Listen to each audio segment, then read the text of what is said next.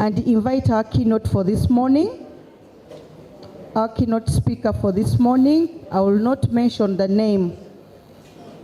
I want Elijah to do the honors. Good morning. We've eaten, we are all alive. I don't know why we are still sounding as if there is no internet on our phones. Good morning. Good morning, sir. Oh, we first do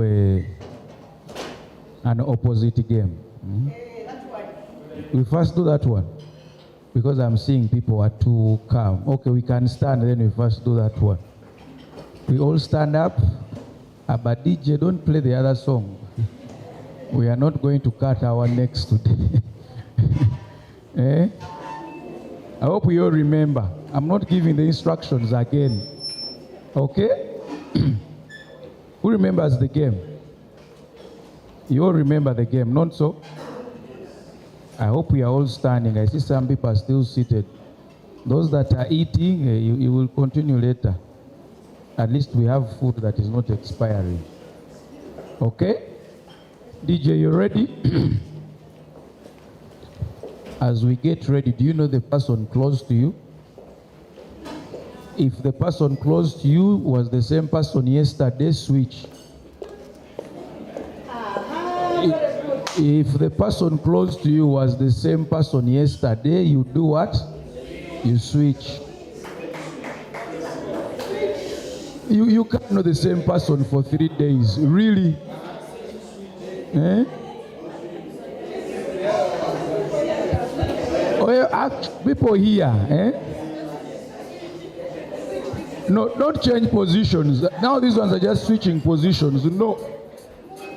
You move to the east. You try the east coast. Okay. Are we ready? Let me stand here. As we are switching, we'll be moving as we. Shake your bodies, shake your bodies, shake your bodies. Remove the sumbusas, remove the cookies.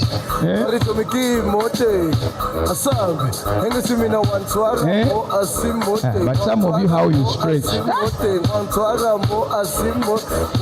Regina, is the medical kit nearby? Because where some people stretch. Okay, are we ready? Right leg.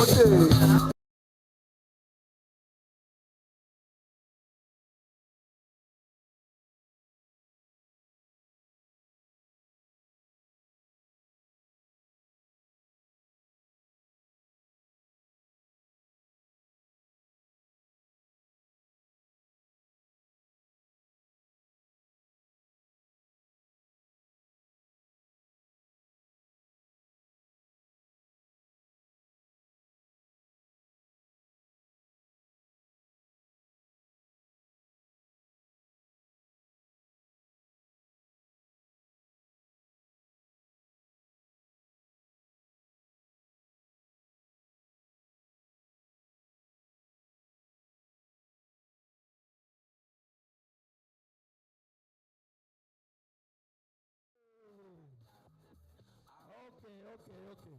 We can sit down. Thank you. So if any of you starts to yawn, if any of you starts to yawn now, then we know for you didn't sleep. You might have passed nearby night riders, because if you're yawning at this time. Anyway, it's an honor. I don't know, can you hear me? It's okay.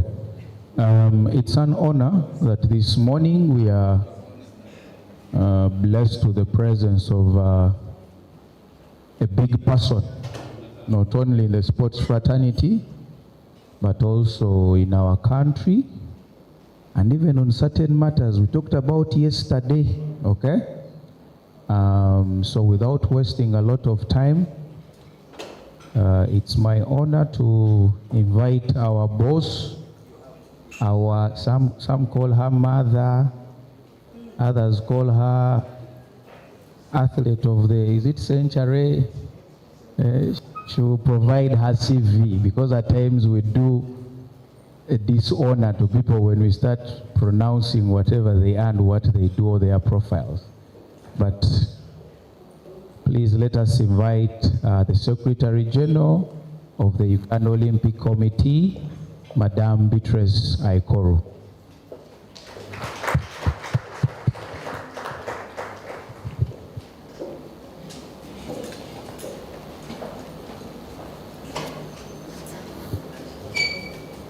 Yeah, thank you, Elijah. I know use myself in a African or Ugandan situation. When you introduce yourself and you mention your son name, people should know where you come from. If they come from your area, they'll know what your name means. So I hope when I introduce myself, pronounce my name, there's somebody who can identify where I come from. And if you don't, it means you teachers didn't do a good service for you when you are teaching what? History. Right? History. SST, but history, because they tell us where you come from, Ugandans, where you come from. So I should be able to know a name. Mirembe is a Muganda name. So when I mention my name, you should know where I come from. So I'm called Beatrice Aikoro, and I don't want to ask a question because I may embarrass some people. Yes, Beatrice Aikoro. I think you should know where I come from. Yes, this is a sports workshop. I was supposed to have talked to you at around 9:30, and we are around 10 o'clock.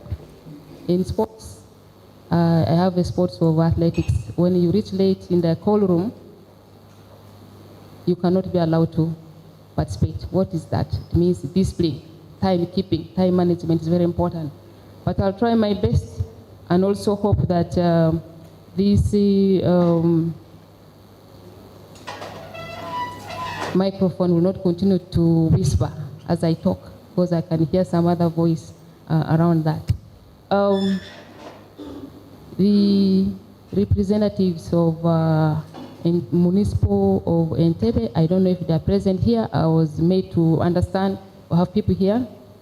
The government representatives, both from central government. I expect somebody from Ministry of Internal Affairs. If you are police, so you are from the central government, and also from the local government. I hope we also have some religious leaders with us here. Head teachers from various schools, especially those within Wakiso and Entebbe. Sports teachers, coaches present. I was seeing when you are doing that recap, there was a lot of exercise, and I could see some of you already very active, and former or retired athletes. Parents, I know in each one of us, even if we do not come here as a parent, we're all parents in one way or other. Distinguished guests, ladies and gentlemen, good morning. Yes, I'm the Secretary General of Uganda Olympic Committee. I know it's the third day. Some of these things you already know them from the first 2 days. It's my honor to join you in this engagement workshop, where we share our thoughts on how sports can be used as a strategy to prevent gender-based violence, what we normally call it GBV, within our communities, in our homes, where we work.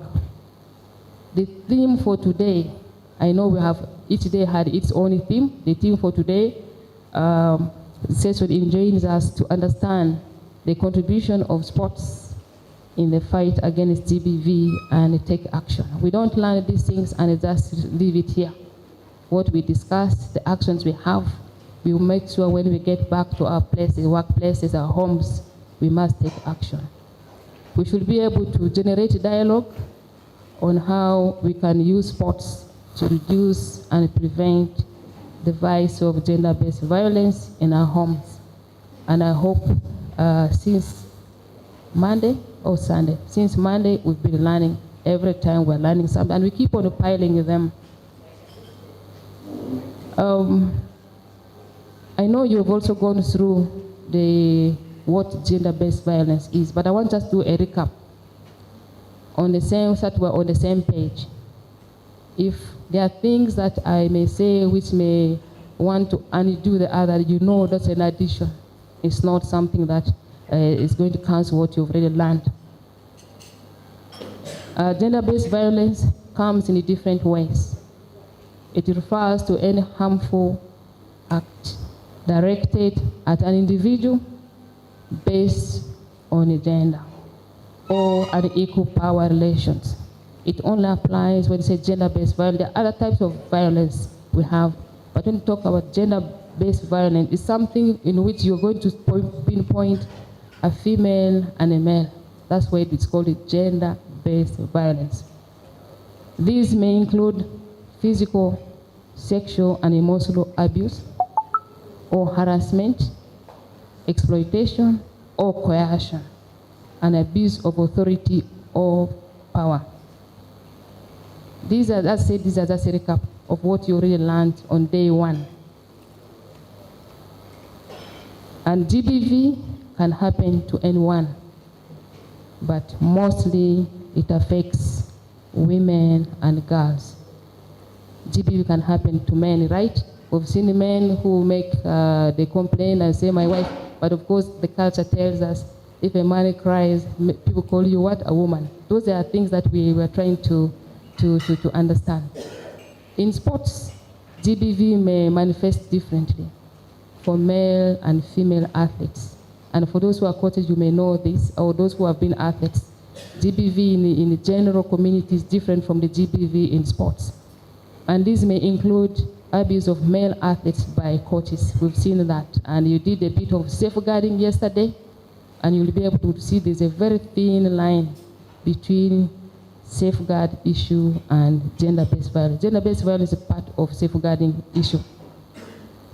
We've seen cases where male athletes are abused by senior athletes or the support personnel. These are the people who help the athletes. They coach the physiotherapists, the team doctors, the managers, in some cases, the drivers, depends on if you have a club, vehicle, or even the cook if there's a residential training.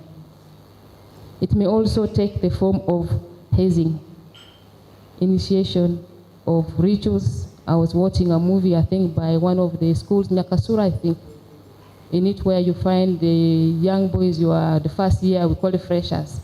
When they come to school, they take you to a swimming pool. And this is organized by males. They go to a swimming pool, regardless of whether you know how to swim or not. You are told to undress and they push you into water. I think some of you have watched that movie. That is something which is in line with what we're talking about. Rituals, initiation, and in some of those, that's where you see the gender-based violence. And it happens only to boys. I didn't see the one for girls, but for boys, that's what happened. And you see a boy who has never been in water, apart from drinking it at home. You see how he can struggle to be in such a situation. Of course, gender-based violence is one of the underlying causes of inequality and poverty in Uganda. That's according to National Development Plan 3, which has been also translated, pushed forward to Plan 4. GBV is a widespread in the country and affects all people irrespective of their social, economic, and political status. Last time we heard about a member of parliament, I think it was a woman, who was abused by the husband. The husband was not a politician, he's not a rich man, but because she's a woman, she was being abused by the husband. And I'm very sure there are some of those women MPs who may also be quietly abusing their husbands. Those GBV things always they happen. So it is regardless of whether you are a rich person, you're a poor person, you're educated, you're not educated. It is a vice that lives within us. It's very, very difficult for us to be able to address this. In whichever manner, and if the victim, it is a harmful act directed at an individual based on gender. You do it because the other one is a woman. Do it because this one is a man. In Uganda, gender-based violence is driven by poverty, versus issues of human rights and wider gender inequalities. Negative social norms, practices, and values with patriarchy where men, which promotes sense of entitlement. Because I'm a man, I'm entitled to this, and abuse of power because I'm stronger than you. Privileges and opportunities are some of the drivers of GBV in our country. Gender-based violence is deeply rooted in the social and cultural norms of social groups in Uganda, and it change is very slow and causing resistance. We know this, where we all come from. We have 65 groupings, original 56, but 65 ethnic groups in this country. Each one of them has its own values, practices. Some of them are good, some of them are not. So gender-based violence thrives in each one of those groupings, the 65 groupings of this country, even including the ethnic minorities, some of whom are less than 1,500 people. Even within those small groupings, gender-based violence exists. It's deeply, as I said, deeply rooted in social norms, and what we practice as our, what we call it, tribes, is what make it to thrive.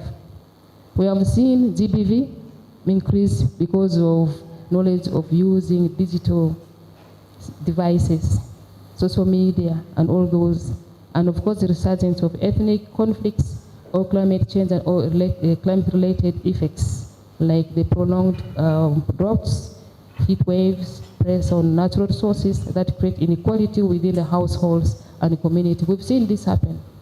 In Uganda, we are not all a green place, green belt. We have areas which have droughts, and if you go to Karamoja, if you go to North, at times those inequalities create challenges within our households, within the community. So that's why you find people fight. Women are used to work more than the men, or the children have to drop out of school. They are used to hazardous labor because they need to provide for the family. And these are, if you are denied an opportunity because you're a girl to go to school, that's gender-based violence, because you don't have access to education. While the boys go to school, you girl, you stay at home because you have to provide the family. So these are aspects that we look at as gender-based violence. Uganda exhibits significant gender disparities. We have said, looking at our ethnic groupings, the 65 is big, and also it's mainly feminine. When I say feminine, it's women who are more affected than men. 95% of women and girls have experienced some form of violence. And each one of us, when I say 95%, it means even each one of us in this room, maybe 1 or 2, even 0, have ever experienced gender-based violence in any form. And I've also experienced significant gaps in economic and educational empowerment compared to men. There are times when you find your brothers, those who are brothers, when your brothers are going to school, you as a wife, especially, as a child at home, you are forced to stay at home because your mother is sick, because your younger brother is sick, because you have to take him or her to hospital, all of that, while the boys go. What do you miss out? Miss out on education. This it looks very simple. This is what I'm saying. I'm giving a recap. You went through all this detail. But to understand the small things that at times you don't see, things that pull it back, bring inequality. And that inequality is because you are a woman, because you are a man, and that's what is gender-based violence. We've seen issues of teenage pregnancy, early marriage, and gender-based violence, which at times happen in sports in the form of sexual harassment, which deter and limit the participation and inclusion of girls and women.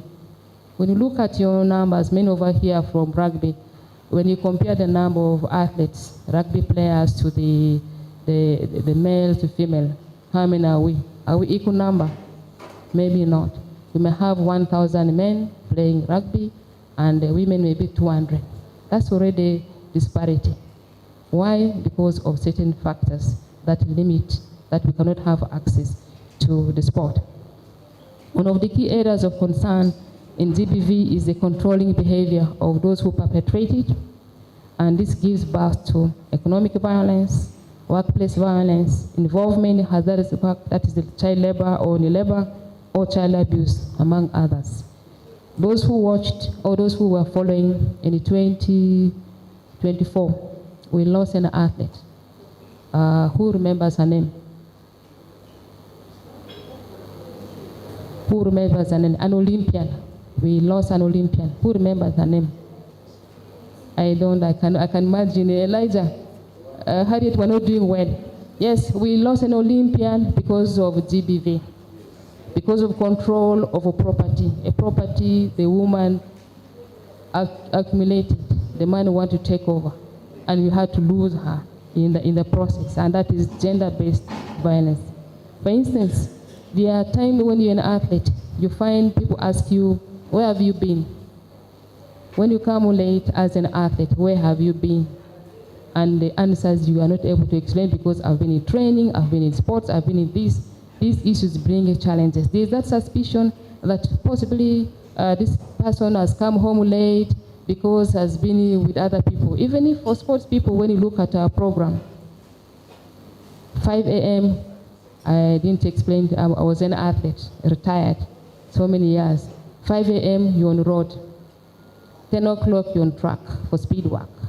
5 p.m., you are training. In rugby, maybe twice a day. For athletics, we need it three times, at times even 4 times a day. And all of these take a lot of your time from home. And if you have somebody, a partner or somebody at home who's always going to follow your movement, it's very suspicious. This can bring in some disagreements and lead to gender-based violence. Even some verbal words to you, an athlete, like saying, you're not performing well, I've given you this, you are not improving. They look small, but they affect our confidence. They affect the way we want certain things to be done. And once, and of course, there are other areas of GBV overload in this country. We know in areas from Acholi, who comes from Acholi? I know there's so many districts now. Who comes from Acholi? I'm talking about the original, our history. None. Yes, actually we have very high level of gender-based violence, a different type of gender-based violence.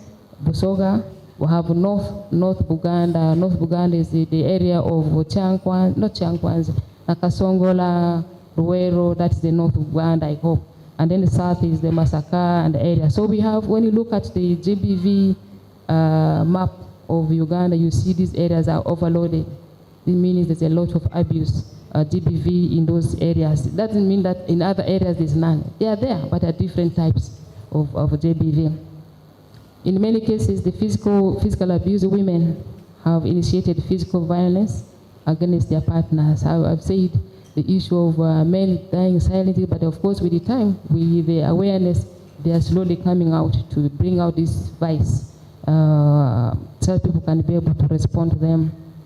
GBV does not know a level of education and social status. As I said, you may be a powerful man. When you come to a function like this, you can speak with the power. When you go home, your wife is stronger than you. She can throw things out. Yes, she can throw things out. You see, you humble yourself. You curl your tail like a dog which has been beaten. But when you're out here, you talk. But all of these are things we're saying. When you get home, you must have that peace. Not to be scared of a woman who even gives you food and all those smiles, but under it, there are things that you don't understand. There are also emerging new forms of violence against women and girls, such as online violence, attacks by strangers. We have 49% of women in Uganda reported having experienced online violence and harassment. That's according to UBOS. This 49% is big. This is like half of us have experienced, especially those who are on social media. People have always said certain things to you. We saw a case of a young boy, I think in Australian. I was watching the TV yesterday. The mother thinks that that boy was harassed, was abused by online users, and the boy had to take his life, unfortunately. And these are things that are really worrying us as a community. Of course, men and boys are also becoming victims or survivors of gender-based violence. GBV at times calls for help from local leaders. That's why I'm happy that we have local leaders here.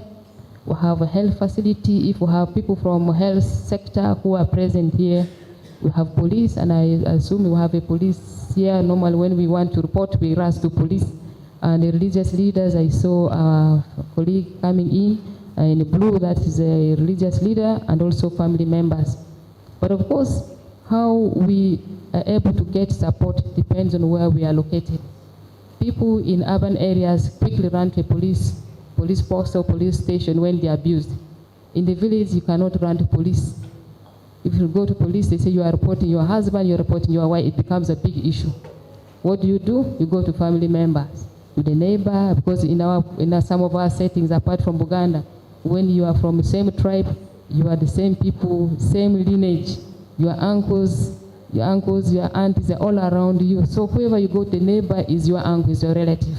That's the way we normally handle this in the rural setting. So the disparity between the perception of GBV makes the vice thrive, because we don't understand what gender-based violence is, and things that we think are okay with us, which are gender-based violence, we take them for granted. And for that, we continue to see that happen. It's not dying. It has been there, time immemorial. It is still continuing, even more with issues. We saw the issue during the COVID.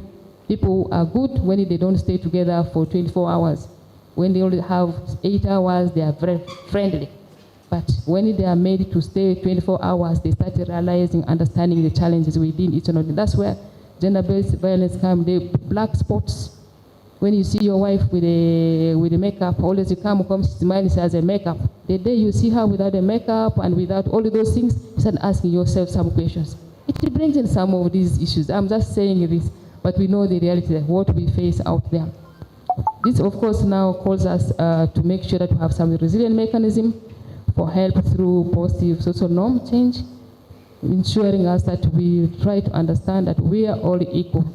Both men and women were equal. When we understand that equality aspect, you'll not be able to abuse your partner, abuse your brother, abuse your sister, abuse your mother, abuse whoever is within your community. Making traditional cultural institutions integral part of the process. Because we say it, GBV is part of norms derived because of the belief systems. Unless we bring the traditional cultural institutions to understand the dangers of some of these practices, it's going to be very difficult for us to be able to understand. That's why we need them to be here.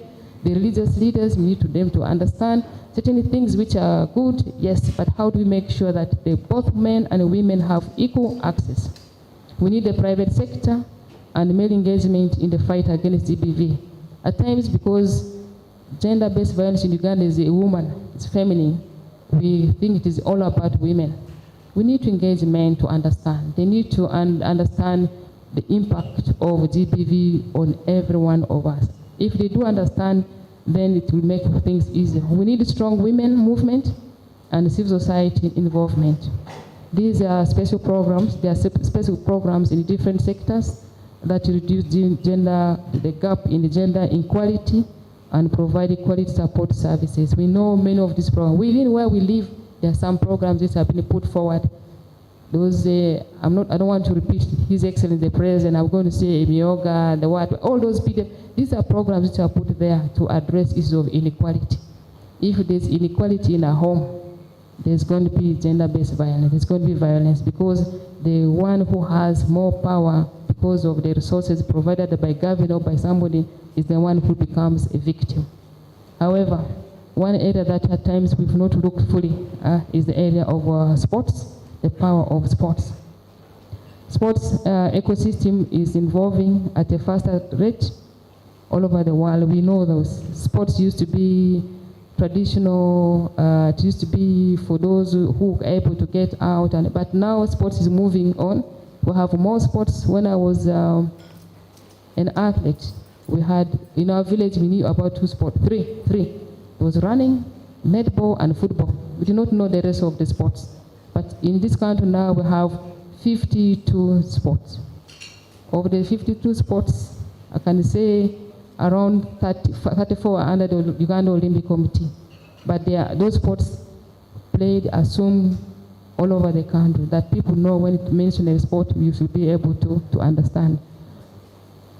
There is, of course, there's a high realization of the role of sports in attainment of gender equality and empowerment of girls and women, and that's why we are here. Of course, this is the key cornerstone for eradication of gender-related issues such as GBV. So when men participate in sports, sports provides us that equality. Equality because when they say go to the starting line, it does not say because you're a woman, don't come. Say line up. In the sport where I am, which is an individual sport, we don't even talk about men and women. We talk about athlete. That's the name athlete. In athlete, we don't say a woman or a man. No, it doesn't. So that already brings in the aspect of equality. Sport is a community good. It's a community good, meaning it's consumed by each one of us. That even within your community, you should be able to participate in some bit of sport. Even Omweso, we used to play Omweso in my place. I didn't know it was a national sport or a sport that had rules. It was a very simple one. You would play, argue over it, and leave it there. But now we have a federation that can be able to do that. So we have sports within a community played either in a club, like we have the Swans Club, or under religious or cultural institutions. We have the Buganda, what they call it, Bika sport. Yes, am I right? Yes, so we have all those structures within our settings that participate in sport. At some point, members of the community play a role in advancing sports. If you are not encouraging your child, your neighbors' children to go and play sports, then we are doing what? We are doing a disservice. So beyond schools and community, sports plays a role in socialization. If you go to communities, what do you find young boys doing? They're playing what? Football. That's how they socialize. That's the role of sports. If a child is moody at home, you throw a ball, you see the ball, they start running around playing. That's the power of sports, that one is able, in the process, able to open up the challenges he or she is facing. And there are many times people prefer to leave home. They say, let me go to a playground and go forget my challenges at home, including even the one of hunger. When the hunger is beating you and there's nothing, you look around, the Sigiri, there's no life in the Sigiri, no charcoal, no nothing. You know things are hard. You can go to a playground, go to some place where people are playing, you try to forget, and that's the power of sports to address some of the challenges. The fundamental charter, the International Charter on Physical Education, Physical Activity and Sports, which was domesticated by Uganda, recognizes the fundamental right for equal opportunities to participate in and be involved at all levels of sports, as players, as administrators, as coaches, and that international framework gives us the power that you don't need to sit down and wait for somebody to tell you. Already you are given that power to participate in any type of sport you want. And that charter is reinforced by the Agenda 2030, that's the SDGs, especially the one which addresses gender-based violence, to eliminate all forms of violence against women and girls. And for us as a country, we've tried to align our plans to those international frameworks to ensure that we address this vice of gender-based violence. At the International Olympic Committee, that's the IOC, and the IF, international federations of each of the sports, their gender, the women commissions, or we sometimes we call them as gender equality and diversity, or women commission or women committees. Each one of them is tasked to ensure that they come up with the plans to address the challenges of inequality in sports, to ensure there's parity in leadership, there's parity in the field of play. And in doing so, we encourage more women to participate in sport, women and girls to participate in sport. Olympism, for those who have done a little bit of Olympism, is all about how we can combine sports, culture, and education for the benefit of humanity. How we can break socio-economic and political barriers to lead dignified lives. That's what we preach as the Olympic Committee, we who are the link or affiliate of the IOC. That's what we preach through Olympism, to make sure that the values of Olympism, of respect, friendship, and excellence, if embraced, can mitigate against GBV. When you play sports, for those who have been in sports, when you play sports, the key component there you have is respect, it's friendship. We don't go there. Even when you look at boxing, when people are finished to box, you are defeated, what happens? The loser comes and what? Embraces you, right? That when you lose, we're not like politicians. When they lose, they create mayhem. No, we don't do that. For sports, once you're beaten, that is sports. Without the winner, number one, without the last person in there, there's no winner. That's the value of sports. That you accept the strength each one of you has, the joy of effort, the effort you put, because you don't go to play because you don't want to put that effort. That effort is what creates us to be, I can say, strong, to be able to appreciate the little wins or little losses. We see the players of Arsenal and Man U, when they play their football, they finish, whether they're beaten, Arsenal is beaten 5-0, people there, they go and embrace. While for us, who are watching on the screen, we are fighting. Why would you fight? The owners, the ones who are in the field of play, have embraced each other, they are happy. For you, you are here throwing chairs, throwing things at each other. No. So that is not sports. And I think that when as we go out there, fans should learn to behave like the sportsmen in the field of play. Through sports, we learn lessons for life about desirable and undesirable things anchored on rules. What creates order in sports is what we call rules.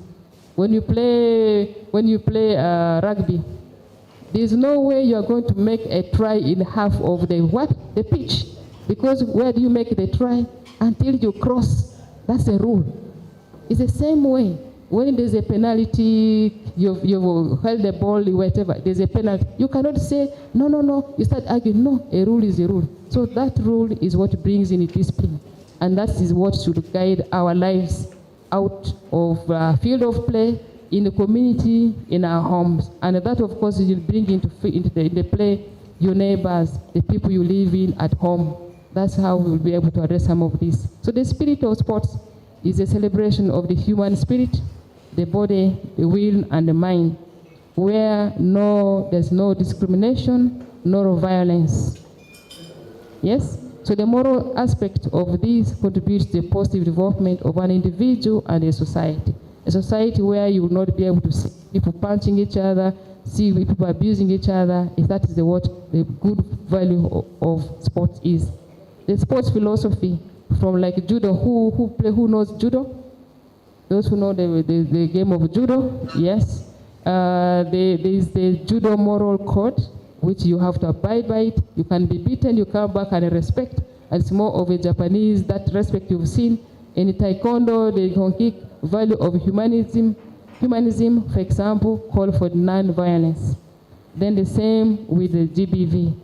This philosophy also applies to many sports, where even if a referee gives you a red card, you don't go and punch him. You go and say, I accept the red card, I accept the yellow card. You can't, unless you are not a sports person. So sport is a tool that can give confidence to girls and women, boys and men, to address psychological challenges. And this is, we've said it before, you can use sport to make sure that you try to avoid the trauma. It helps you to have the social protection. It helps you to get some support, helps you to forget some challenges that just as you can go to a race and be last, it's the same way you can go to a race and win. When you are last, you go, we used to say, we call it guerrilla training. When you are beaten by your opponent, you don't go and punch. You go to do night training with a torch. So that next time when you go to run, you are ready for the race. But especially in sports, starts right from the family. The involvement and support of parents is the vanguard for girls and women. And that's why I'm happy we have some parents here, and all of us, those who have children, it's you who will be able to help your children participate in sport. How far they go in sports depends on how much you're able to support them.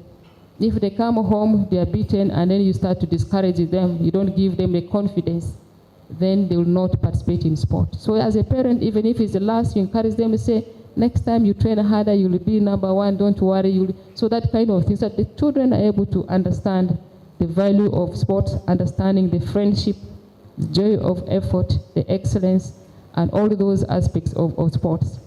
And the family plays a key role in providing safe space, time for their girl children, wives to participate and get involved in sports. Yes, if I can go and watch Man U, why do I always go to Kafunda and watch and celebrate and come home, go straight and sleep? Bring something, let my wife also be watching. If not, I take her to the Kafunda and we go and watch. Why not? So we need to make sure that people at home appreciate sports. And that's the only way. You cannot have a moody wife at home waiting for you because you do not buy. Take her, you go there. If you are drinking those things with the percentages, also give her, let her drink a bit, and you come home all happy people. That's what the power of sports is. As fans, as players, you can take them to participate because health is very important. The best and the most top sports athletes and players and leaders are those properly nurtured and supported by their families. You've seen, we have very many players whose coaches are their parents. Who knows the pole vaulter? Who knows pole vault, the sport of pole vault? Yes, you know pole vault. Yes, so can you tell them what pole vault is? No, okay. Yes, so in the pole vault, the Duplantis, Mondo Duplantis, the parents were behind him. The mother making sure that she prepares everything for him. The father making sure he provides him the correct coaching skills. That's what we need. You need to be a mentor for your children. If you've never played a sport, learn so your child will also know. And you can do the practice behind the house, because if you miss a ball, you kick it, you become a lad. You can do all those things. Practice what makes perfect. So you can slowly, when they see you interested, they'll also pick interest in sport. So we need to make sure that we are part and parcel of our children.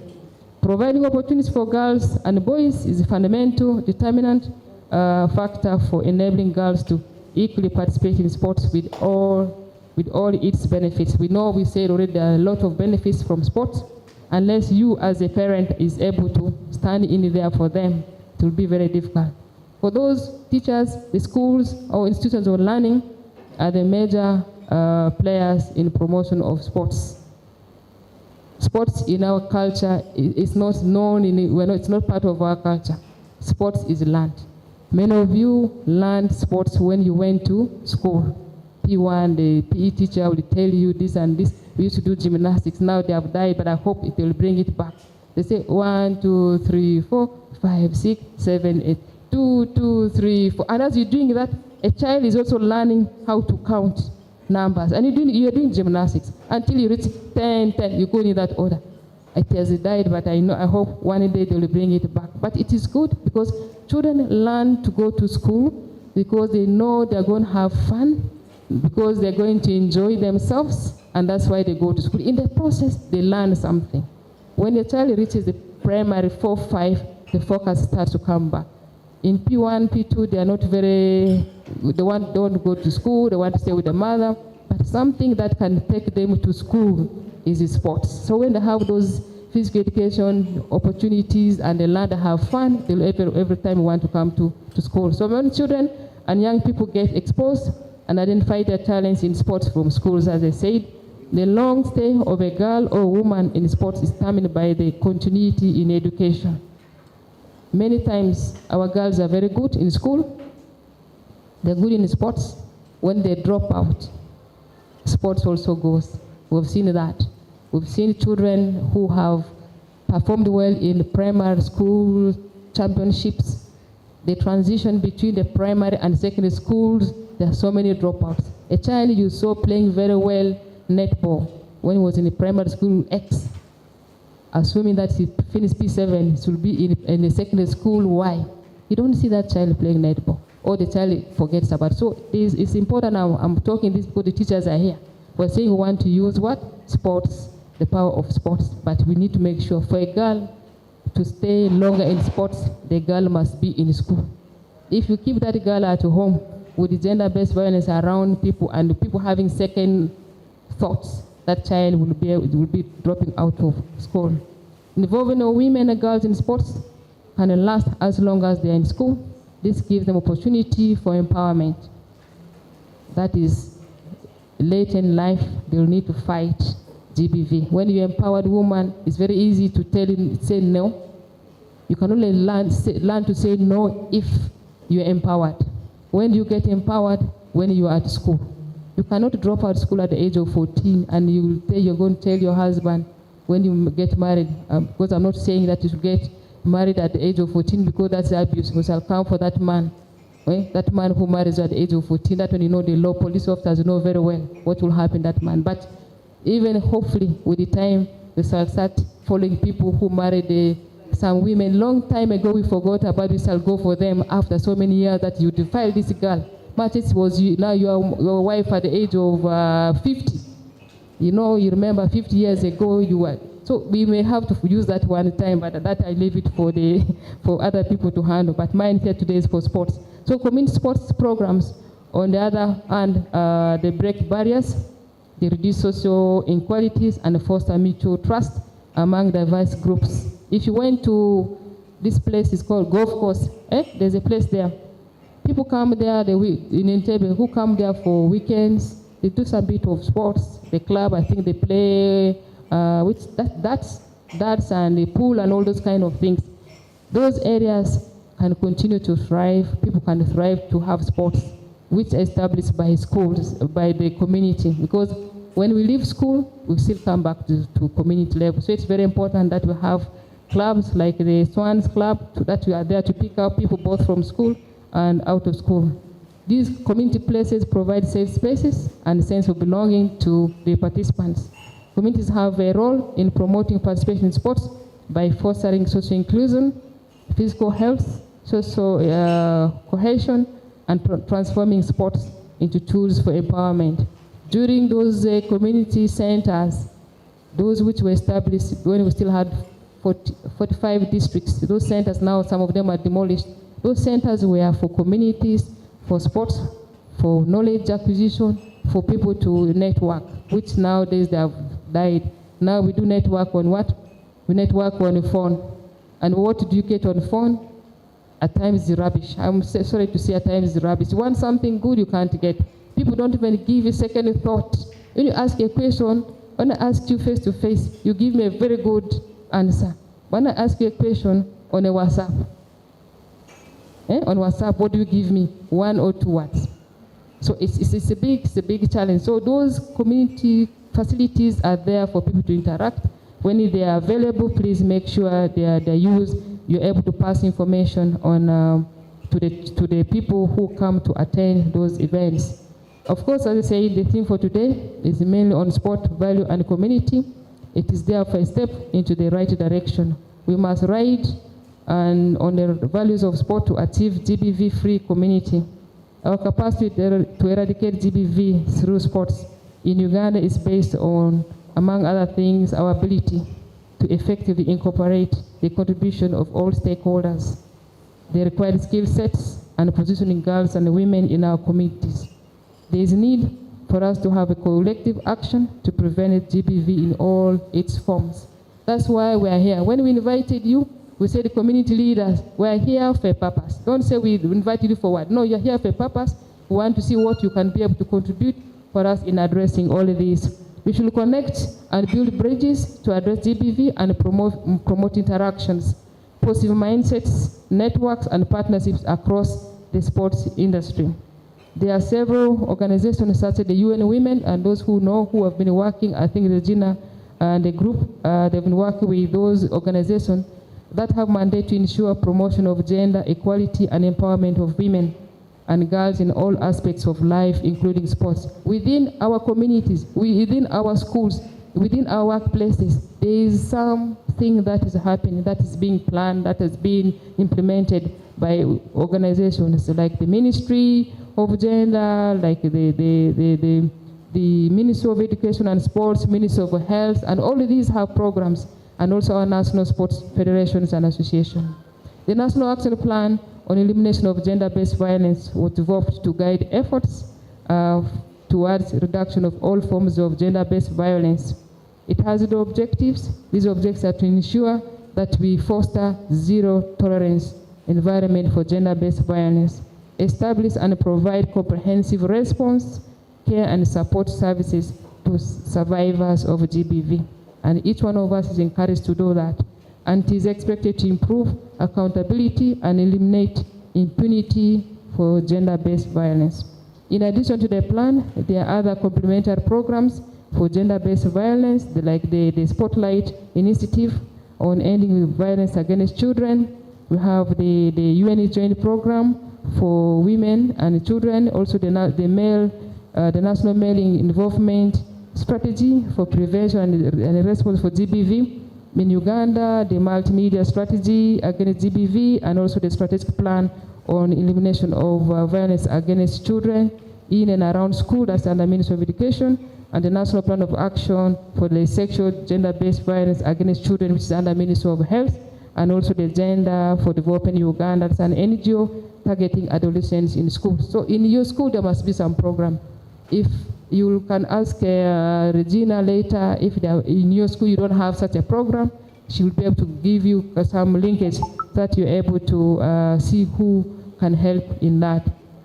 The girls program, this is the framework, provides an opportunity to build confidence, leadership, and resilience among the youth while equipping the communities with the practical skills, and that's why we are here, to prevent and respond to GBV. The girls is, the first time I said girls, why girls? You think to the woman, no, it has something different. We're talking about girls in rugby, learning through what? Sports. We call it girls. And this girl can happen anywhere. We've chosen rugby this time. Possibly we can use another sport to be able to reach out there. And it can also be replicated, not only here in Wakiso, but can also be replicated in where you come from. I know each one of us has a village. Few of us have a village within the city, but all of us have a village. A village is where you have, where your grandparents, or when we retire in life, we shall be able to rest forever. So that's still our village. In my view, sports can only prevent GBV if there's coordination and coherence at policy levels, engagement of multi-sectoral partnership at implementation level. The link is between the partners that address GBV, like the Swans Club and the Rugby Union, should lead us to dream of the free environment without discrimination and violence based on gender. Many strategies can be used to fight GBV in our communities, in the country, and I wish to highlight the following. One is the removal of hurdles.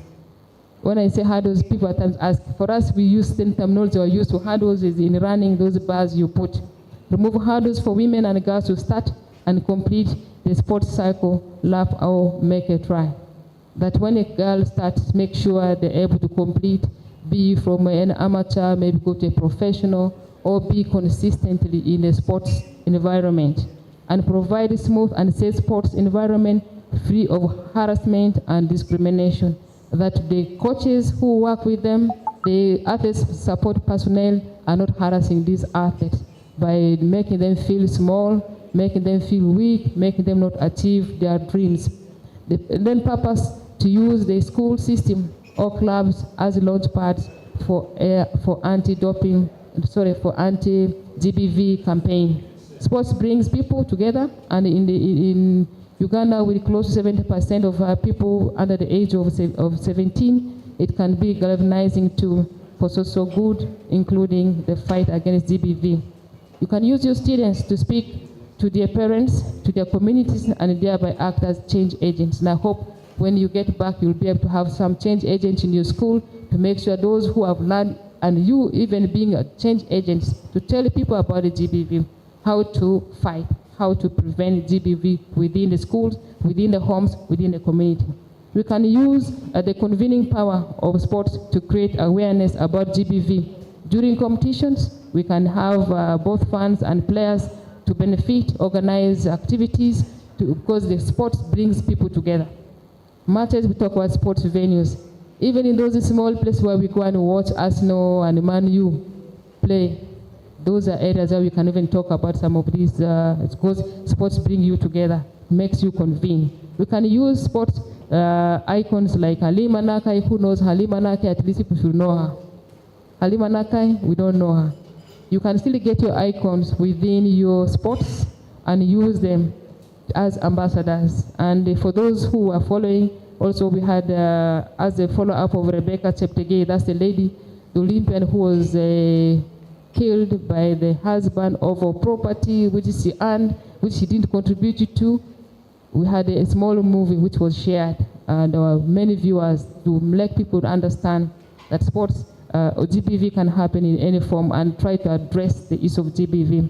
And we can focus on male engagement and socio-cultural norms transformation, strengthen the family as the basic unit for national development, positive and responsible parenting. Because you cannot run away if you are an absentee parent. You come home, children have slept. You get awake when you have gone to school. They come home, you are out.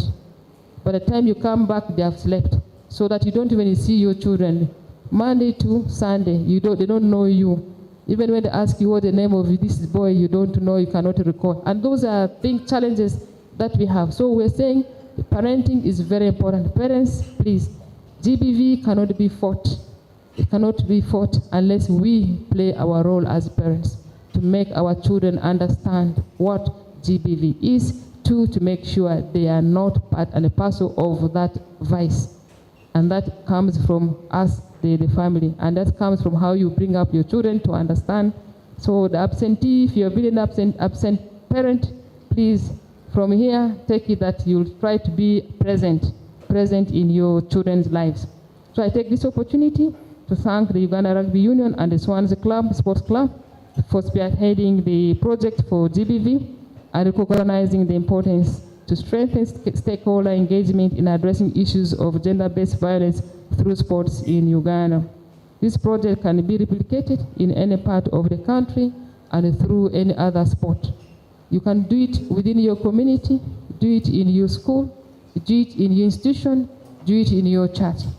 Allow me to appreciate the participants who have contributed to ensure we live in a GBV-free environment and allow boys and girls, men and women, meaningfully engage in sports activities within their schools and community. It's my hope that what we have learned in the 3 days can be put to use. We shall make a follow-up. You registered. We shall make a follow-up to see which school has changed agents, which school has formed some clubs for rugby, which school has provided some land, which institution, cultural institution, which religious institution has a small sports activity for its people, and during those functions, those activities, they're able to raise awareness on gender-based violence. We need sports organizations and other stakeholders to develop options that are sustainable, friendly for all, and create positive impact in our lives.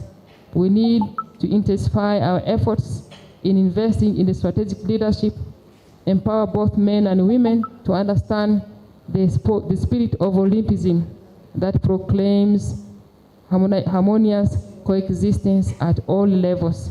We say, for us in sports, you are beaten, you come with so many punches, blood, but you still go and impress your opponent.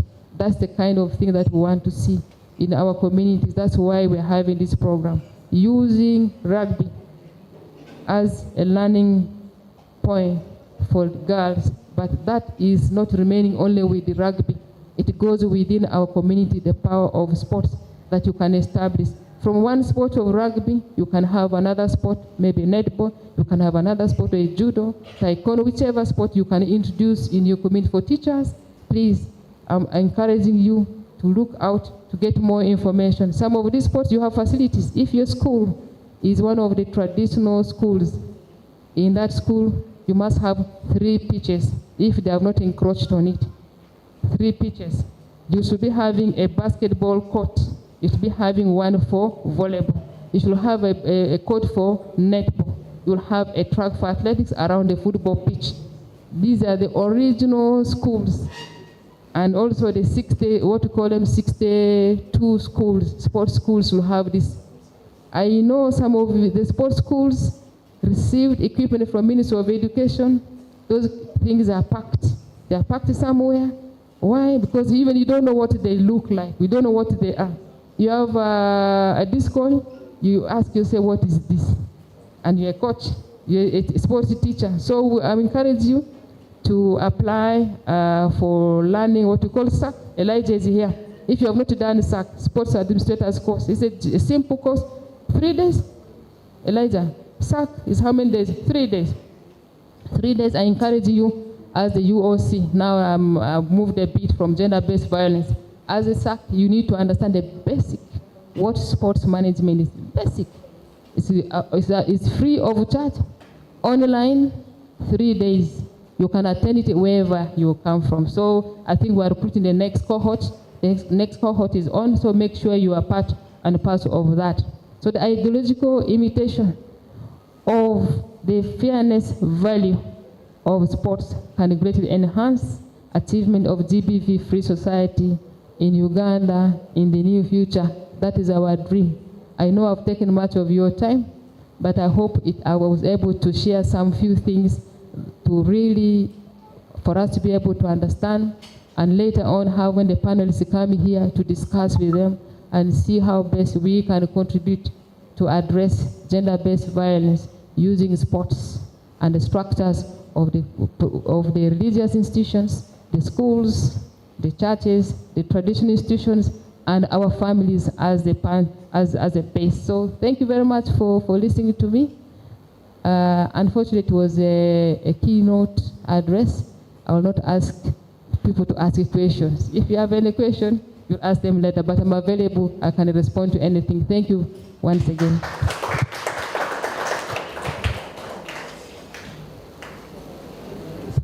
Thank you, Madam. Any questions? Morning, how are you? I think you were very elaborative. Thank you, Madam, for your keynote and time. Another round of applause. We appreciate that keynote. Now I'm going back to my mode of yesterday. Hey, you people, you ashamed me. You didn't even remember Rebecca after I said yesterday. After I talked about Rebecca, and then even no one knows Halima. Oh, you people are shy because now we have the Secretary General among us. You're now shy. I didn't know you're shy people. Madam, these people are very wise. They're just very shy. But they know all these things. And then when they talked about Arsenal, I saw our face of yesterday. Why Arsenal is beaten? Anyway, but at least the key word I also picked out.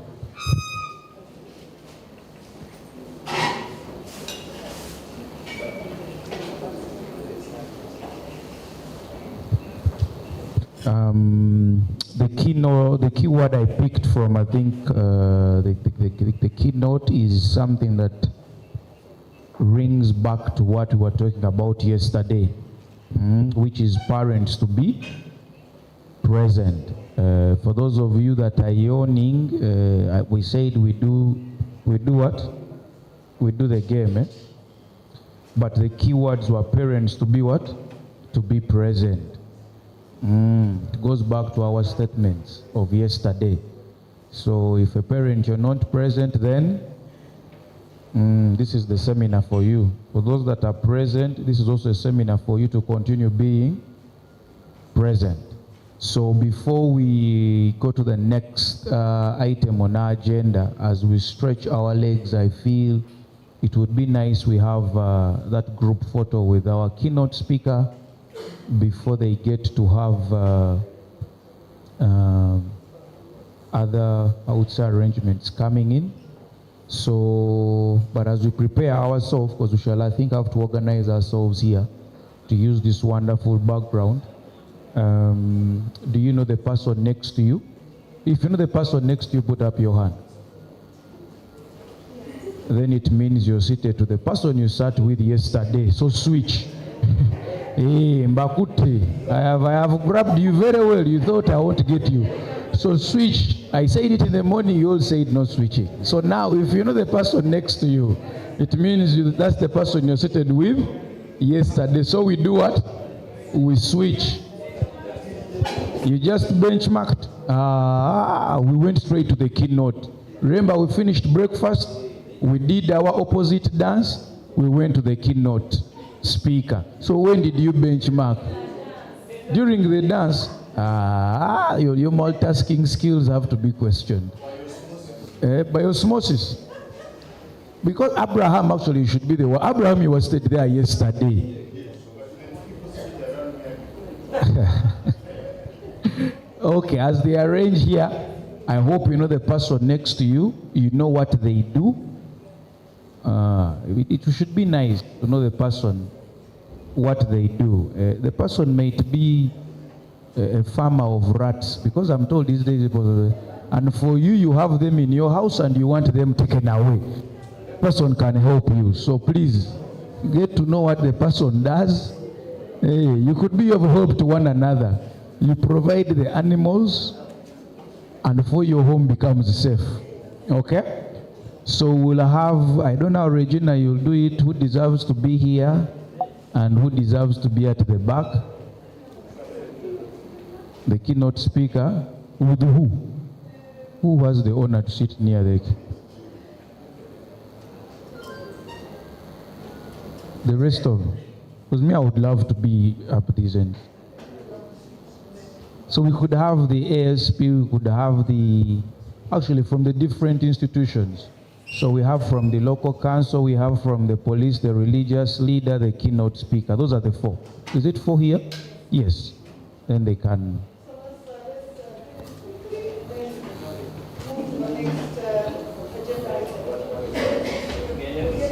So we have the four, I think, institutions: keynote speaker, religious leader, local council, and is it the police?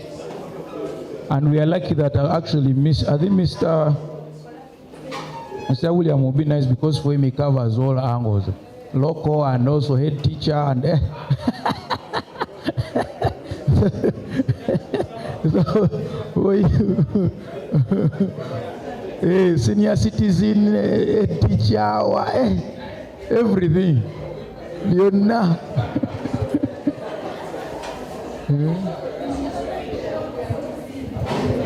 So, Madam Beatrice, you come here. The rest of us, we can be.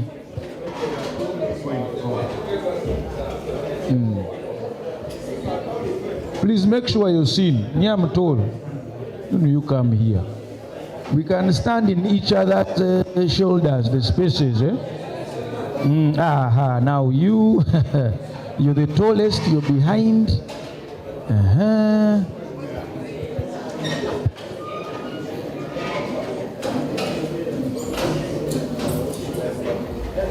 For those that are dark, make sure your neighbor is light-skinned so that we can see you.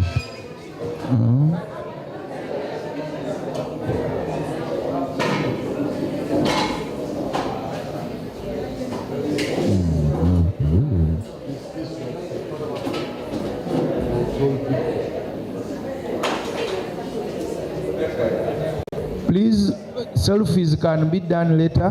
Let us, I think we are saying the word, girls, boys, what?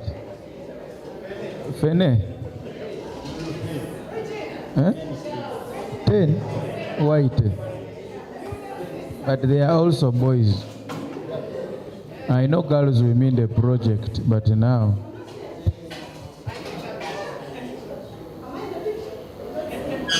No, you are the fixer. You are the fixer. Please smile.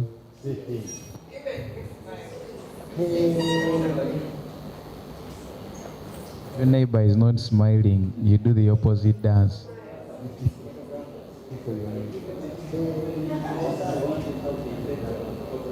We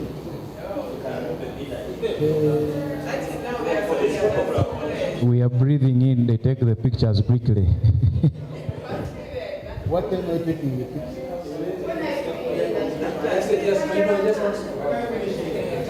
They have not taken.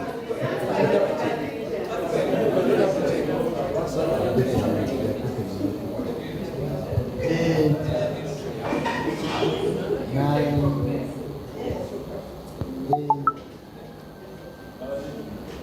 7. Is that it? All right. Thank you very much. Please switch your seats. If you know your neighbor, switch the seats. If you haven't said hi to your neighbor,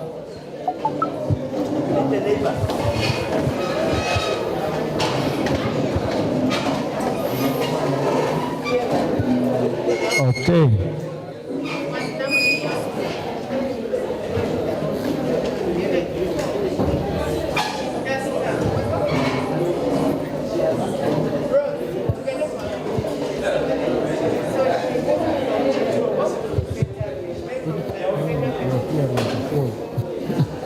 That's why they had pushed it in.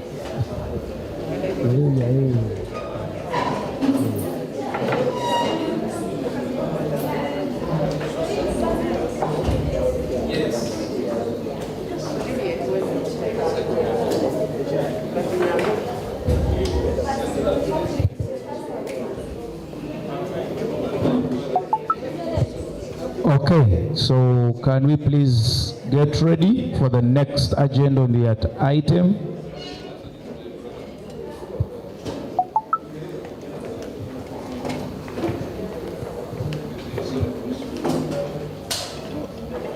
Some of you are now taking it to the next level of trying to know the neighbor next to you. You're now creating meetings. I think I should join one here. Hello. Can I have the minutes of the meeting? I didn't get that agenda. Okay, so please, if you know you're also part of us, can you use our seats very well? These backbenchers. You see an empty seat in front of you, occupy it, okay? Because we don't want the photos also to have Malibu. The photos with Malibu don't look nice. So we are going into a very wonderful session with a colleague or someone who has also been important lately with matters that deal with the mind, okay? It is something that we have really focused on as the sport fraternity to see that we do our best and prepare this mind to be ready for the competitions, any eventualities, any results. Like they said, it beats my understanding too, that you're seeing people are fighting because a Premier League team has lost a game. And the people that are actually playing the game, for them, they have walked off, it is done. But people are here beating themselves, slapping one another, even going back home. And now, imagine it is Chelsea that lost, but it is the wife that suffers. So you ask yourself now, what is going on? So people actually getting depressed, others becoming really perturbed on how some of these teams work. Of course, the advantage is people say that is the beauty and the power of sports, but people don't know how to control at times their reactions, and at times it gets to them. And as a fraternity, we've been intentional to see how we work on our minds, not even just the athletes, but even the administrators and officials themselves, because remember, you being a point of contact, a point of reach that these athletes open up to. You know, at times that can go both ways. You know, when it gets heavy on you, that I think it was Lillian yesterday when they told her, can we see that email they sent you, and now she was also being perturbed on how do I handle the situation, because now they have to see this, maybe the kid might be so, it might have an issue also you and the person who's on the receiving end trying to listen to some of these issues that these athletes or kids might bring to you. So the next session is really nice. We are going to be hearing from someone who's in that area of LET, a sports psychologist. She's also so much into fitness, and without wasting, before I invite the person, it has started raining, and people have a tendency of when it is raining, it is sleeping time. Please don't sleep, please. I'm seeing ASP was even getting ready to look for like a blanket. Please don't sleep. It has started to rain. You feel it is getting sleepy, you can just get at the end, you stretch a bit, and you come back and sit. So let us welcome Patricia Nantes. I won't say the other title because you people started yesterday of asking people those questions. So they will introduce themselves very well, and they give us the status before Abraham asks. Before Abraham starts to say, are you? Anyway, we welcome you, Patricia Nanteza, for the next session.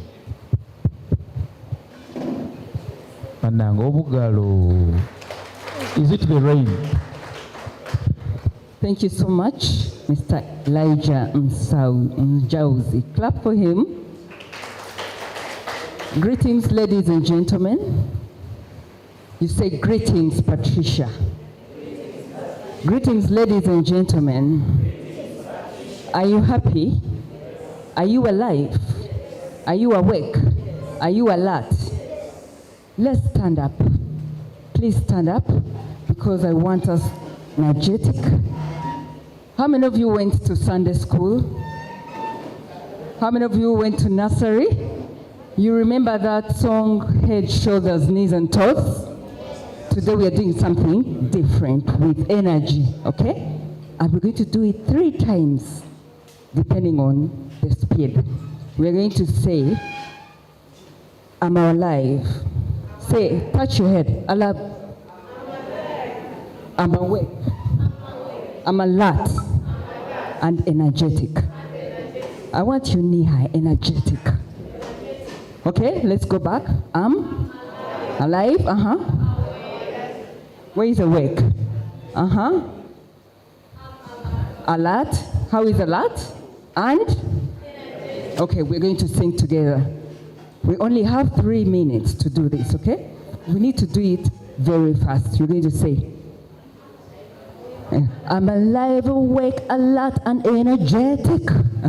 I'm alive, awake, alert, and energetic. Sing with me. And I want it to be loud. Let the world know that we are here to fight, stop GBV in Entebbe and everywhere in the world, okay? I am alive, alert, awake, and energetic. I'm alive, alert, awake, and energetic. I'm alive, alert, awake. I'm alive, someone is doing this only. I want us to do it very fast. 1, what am I looking for? Your alertness, your coordination, your attention. 1, 2, 3, let's go. I'm alive, awake, alert, and energetic.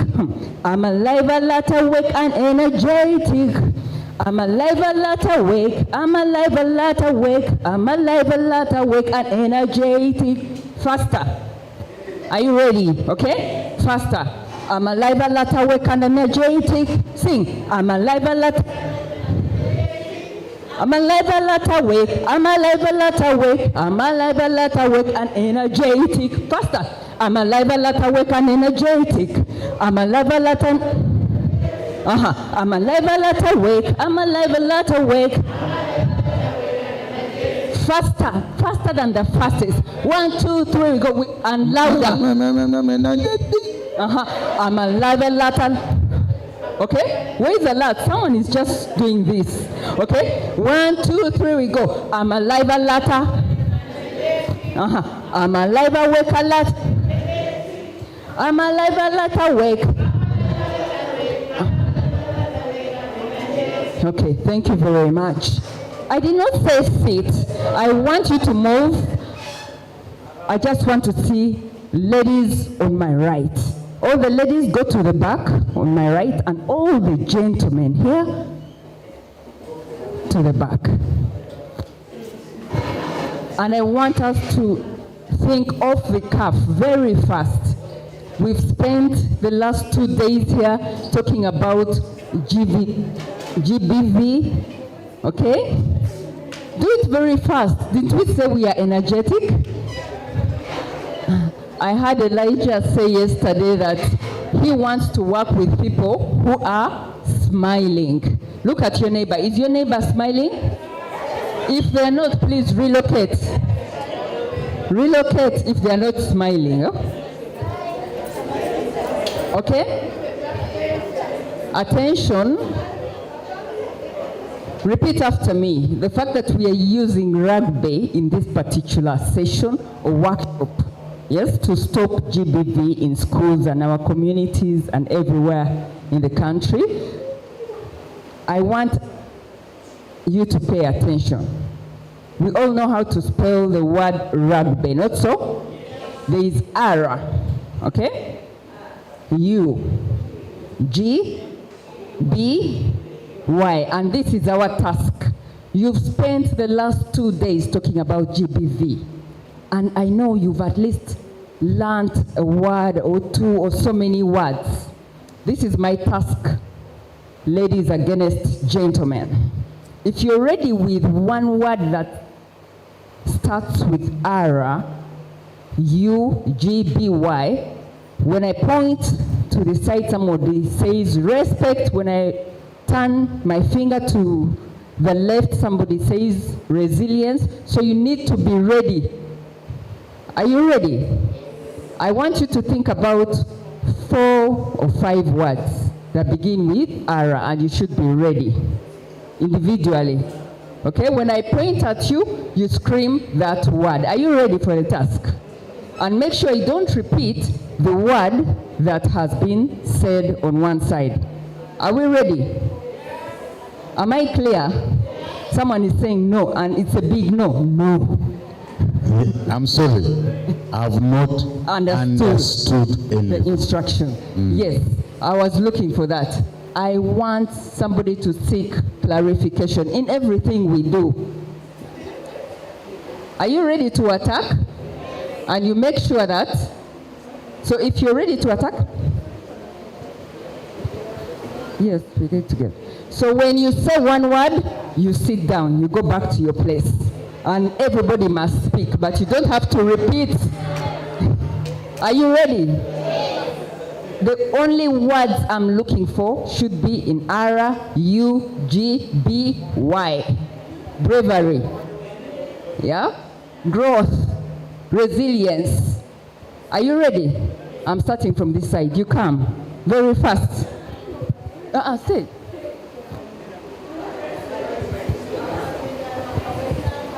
You scream, you have to be loud. Respect. Gentlemen, very fast, very fast. Reject. Reject. Quickly. Resilience. Resilience. Response. Give the mic. Give the mic. React. React. One word from what you have. Report. Report. Run. Don't repeat a word that has been said. Response. Recommend. What? Recommend. Youth. From rugby. Yes. Why? You. We are now doing you. Unity. Unity. Right? Religious. No. Please. You. Any word from you. I can give you a word, but don't repeat. Understand. Undermine. Undermine what? Ugly. Ugly? You have to. If you say a word that cannot be related to GBV, Then you have to explain. Youth. No, we are doing you. RIU. We are now doing you. Universal. Okay. Let's go with that. Unite. Unity. No. Don't repeat the words. And learn. What? What did you say? Unlearn. Yeah, because we are here to learn, unlearn. Yes. Okay. Agency. Agency in reporting. Holy. Growth. G. Under what? Okay. Unwanted pregnancy. Okay. 2 words. You. You. The letter U or Y? Yours. No, but we are saying we are at U, but now we're going to B. A word starting with B. Brave. You Generous. Generous? Wait. The letter is B. Urgently. B. We're still on you. Urgently. You. Bold. Boy. Okay. Behavior. You have to be bold, right? Brilliant. Brilliant. Behave. Behave. Bond. Boy. Bond. Bond. Yes, right. We need it. Bold. Best in whatever you do. Okay. Better. Don't try. Busy. Busy. You have to be busy. Please elaborate. Behave, right? Go and sit. Quickly, we want to do this. I want to make sure. What? Bad. Yes. Say no to bad touches. Oh, say no to bad touches. Right. Please, I want you to be your own community leader. Brave. Okay. Now, we skipped G. Letter G. Start from. Yes. Girls, okay? Great. Generous. Generous to what? You need to be generous. Yes. To what? Like to avoid GBF. Okay. Yes. You will sit. Genuine. Right. Ground. Okay. Gender. Powerful. Golden chance. General. Now the last people, Y. And with Y, it has to be a sentence. Youth. Okay, you pass with the youth. The rest, you're challenged.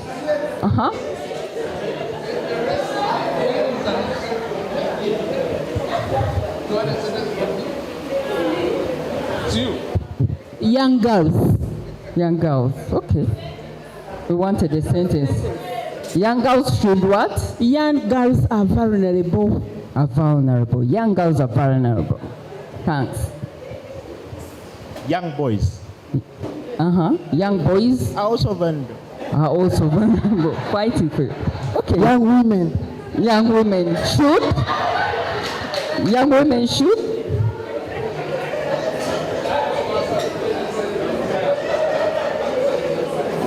Should do what? Now, since all letters are done, let us take it as rugby. You want to put a full stop? Yes, rugby should be inclusive. No, but I'm the instructor. Why? Why? You can't say you should support, right? Exactly. Start a sentence with why. We should. Young to safeguard. Young to safeguard, okay? You and me are the next generation to empower the rest. You and me, Yampa. Hold on, please. Is that in capital letters or what is the word? Yampa meaning given, but in vernacular. I need help.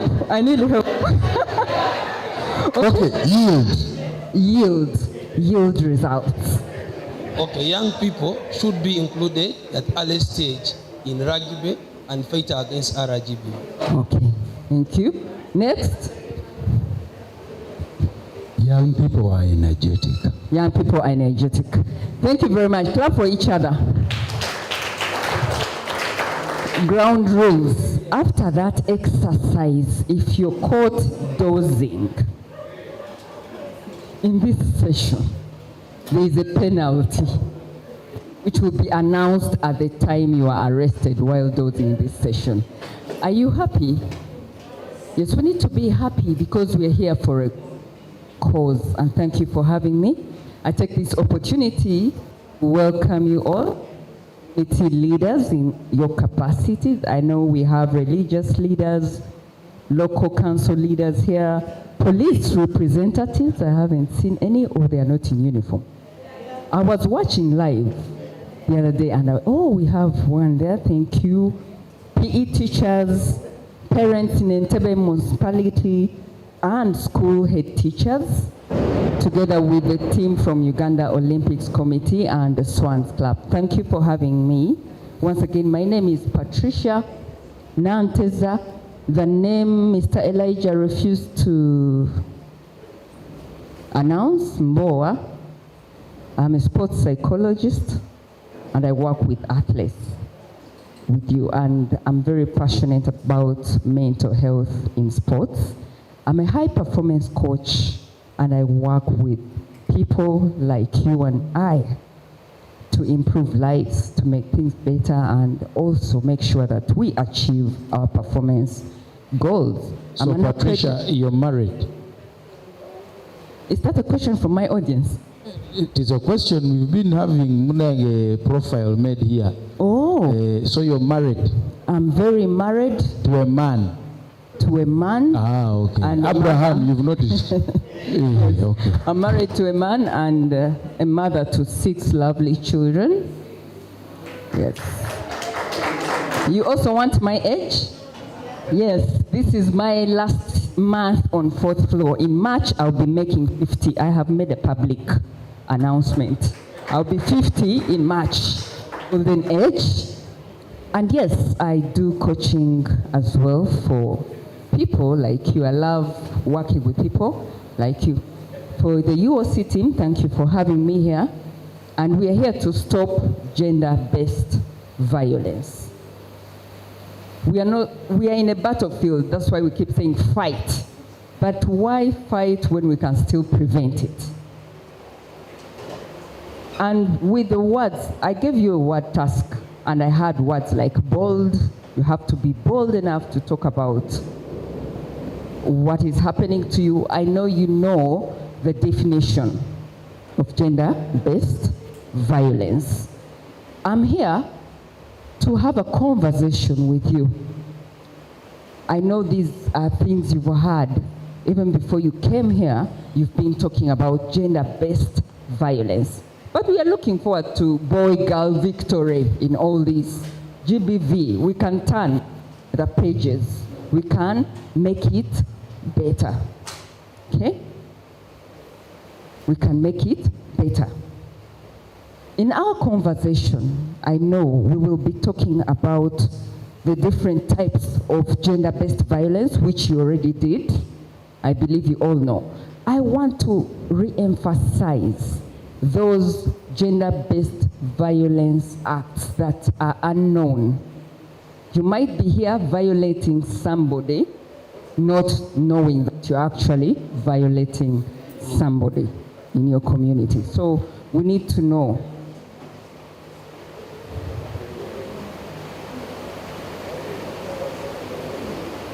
I don't know if they connected me.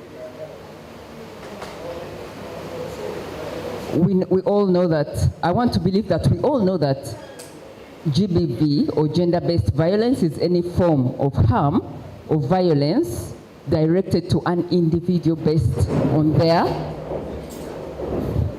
And along the way in our journey of life, we've been victims of gender-based violence. Growing up as a lone child, at some point, I was a shy girl, and I always spoke while facing down. And I know I was always bullied. And that is one thing that taught me how to speak with a bold voice. I wanted to be like a boy, simply because I wanted to find my way through.